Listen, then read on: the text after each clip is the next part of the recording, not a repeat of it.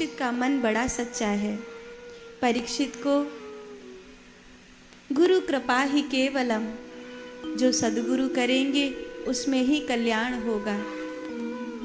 शरणागति का भाव होना चाहिए। जहाँ आप में शरणागति है सद्गुरु के प्रति, वहाँ आपके लिए सब कुछ अच्छा होगा। आपके मन में अपने गुरु के प्रति अगर खोट जन्मने लगा है, नियति आपके लिए रास्ते बंद कर देगी।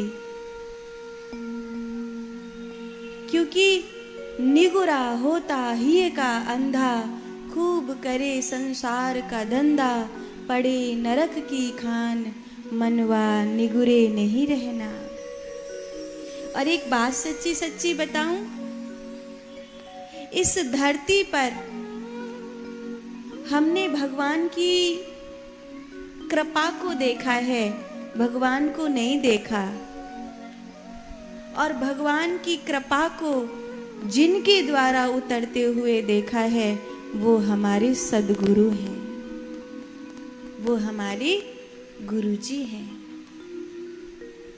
भाग्यवान हैं वो लोग जिनके जीवन में सत्संग है, जिनके जीवन में गुरु की शरणागति है।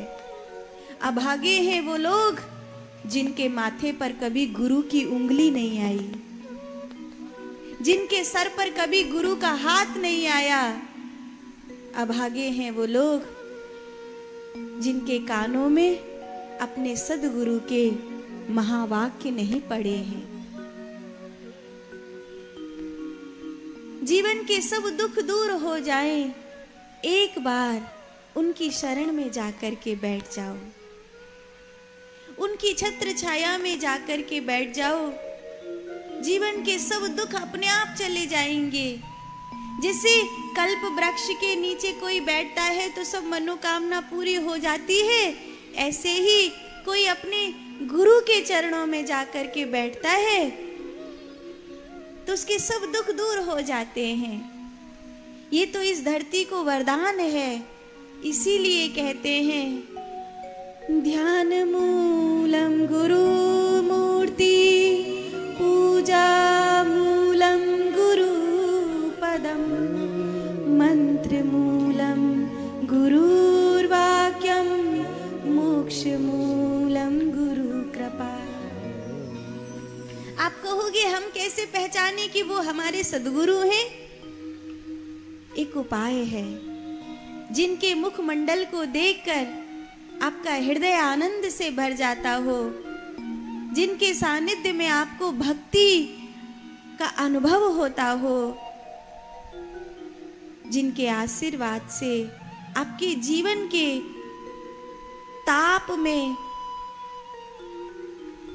खुशी के फूल खिल गए हों, जिनके दिए हुए मंत्र से भगवान के पांव आपकी ओर आ रहे हैं, ऐसा आपको समझ में आने लगे, समझ लीजिए आपको सद्गुरु मिल गए। फिर दुनिया कुछ भी कहे कोई फर्क नहीं पड़ता। और अगर ऐसा नहीं होता, जैसे बहुत सारी गैया खड़ी हो और उन बहुत सारी गैयाओं में बछड़ा को छोड़ दो, बछड़ा अपने आप अपनी माँ को पहचान लेगा। सब गैया एक जैसी हैं, लेकिन बछड़ा अपने आप अपनी माँ के पास पहुंच जाएगा। ऐसे ढेर सारे बछड़े हों और किसी गैया को छोड़ दो, वो अपने आप अपने बछड़े को पहचान लेगी।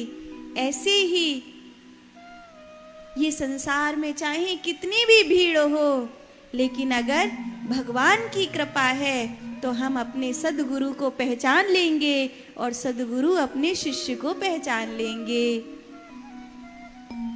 क्योंकि गुरु से जो नाता है वो कहीं न कहीं वैसा ही नाता है जैसा एक पुत्र का अपनी माँ से होता है। माँ एक पुत्र को अपने गर्भ से जन्म देती है। माँ 9 महीने उसे अपने गर्भ में रखती है और उसे संसार में लेकर आती है। गुरु शिष्य को अपनी शरण में रखते हैं और कुछ समय के बाद उसे भगवान की दुनिया में लेकर आते हैं। इसीलिए माँ ने जो जन्म दिया वो शरीर को जन्म दिया। जब माँ ने जन्म दिया तो उसे शरीर का जन्म कहा गया, लेकिन जब सद्गुरु ने जन्म दिया तो उसे आत्मा का जन्म कहा गया। तब उन्होंने उसको द्विज बना दिया। लेकिन आप लोग क्या चाहते हो कि कभी उनकी शरण में बैठे नहीं, उनकी दो बात सुने नहीं, उनके दिए हुए मंत्र का जाप करे नहीं, कभी उनकी सेवा में तन मन धन से जुटे नहीं और बस गुरु कृपा हो जाए। ऐसी कैसे होगी? जन्म देने के लिए माँ को भी एक आत्मा को 9 महीने अपने पेट में रखना पड़ता है, तो परमात्मा तक पहुंचाने के लिए गुरु को भी तो अपने शिष्य का हाथ पकड़ना पड़ता है। जब तक हमने सद्गुरु के हाथों में अपना हाथ ही न दे दिया, जब तक उनके चरणों में अपना माथ धर ही न दिया, जब तक हमने उनकी शरणागति पाई ही नहीं, वो हमें परमात्मा के द्वार में प्रवेश कैसे कराएंगे? और यही कारण है कि हमें गुरु प्राप्त होते हैं पर ज्ञान नहीं होता। जीवन में गुरु प्राप्त हो तो ज्ञान होना ही चाहिए, क्योंकि सद्गुरु जहां तक पहुंचे हैं वहां तक शिष्य को वो अवश्य पहुंचाएंगे। जिस जगह वो हैं उस जगह वो शिष्य को लेकर ही जाएंगे।